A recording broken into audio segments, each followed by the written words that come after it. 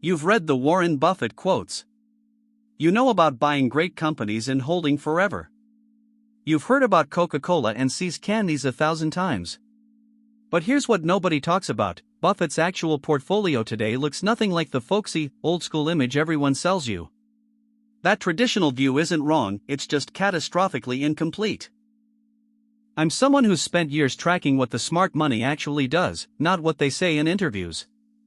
And when I dug into Berkshire Hathaway's latest filings, I found something fascinating. The Warren Buffett of today is making moves that would shock the Buffett disciples of 20 years ago. Take his biggest recent bet. Occidental Petroleum now represents 6% of his entire portfolio. That's a $13 billion position in a company most people can't even pronounce correctly. This isn't your grandfather's value investing anymore. But here's what gets really interesting when you see the full picture. Let me tell you about Buffett's oil obsession that started during the pandemic chaos. While everyone was panicking about energy stocks, Buffett was quietly building massive positions in both Occidental Petroleum and Chevron Corporation. Today, these two companies alone represent over 11% of his portfolio. That's more than $20 billion in oil bets.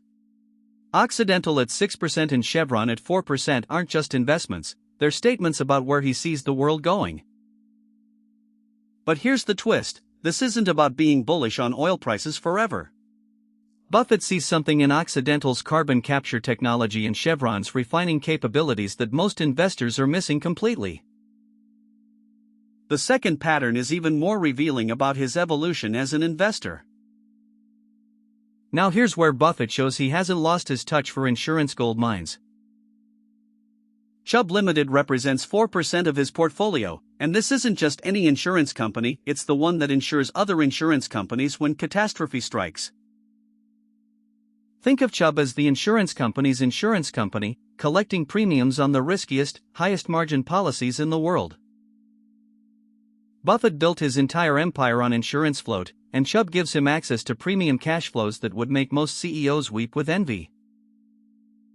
In the latest quarter, Chubb generated over $2 billion in premiums while maintaining underwriting discipline that their competitors can't match. But that's not even the wild part about his recent positioning. Everyone knows Buffett famously avoided tech for decades, calling it outside his circle of competence. Then came his Apple investment, which became his biggest winner ever. But here's what most people miss: Alphabet represents 4% of his portfolio, making Google his third largest holding after Apple and Bank of America. This isn't just dabbling in tech, this is a $12 billion conviction bet on Google's search monopoly and cloud dominance. Buffett finally understood that Google's moat isn't technical, it's behavioral. When people want to find something, they Google it, period. The company prints money through search advertising with margins that would make his beloved See's candies look like a lemonade stand. The next holding reveals his biggest psychological battle as an investor. Let's talk about the elephant in the room: Kraft Heinz at 2% of his portfolio. Buffett has publicly called this investment a mistake, admitting he overpaid for a company in secular decline. But here's the fascinating part: he's not selling. Despite losing billions on paper and the public embarrassment, Kraft Heinz still sits in his top holdings, generating steady dividends while he waits for a turnaround that may never come. This tells us something crucial about Buffett's psychology: he'd rather hold a mistake and collect dividends than realize a loss and admit defeat. It's the same stubborn conviction that made him billions in Apple, just pointed in the wrong direction. But the number one pattern explains his entire modern strategy. Here's the pattern that connects everything: every single one of Buffett's major holdings generates massive, predictable cash flows that require minimal capital investment to maintain.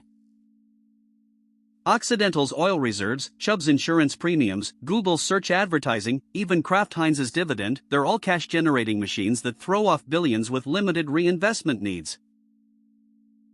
Look deeper at his smaller positions. Moody's Corporation at 2% owns the credit rating oligopoly, Kroger at 0% dominates grocery markets, even VeriSign at 0% controls internet domain registration.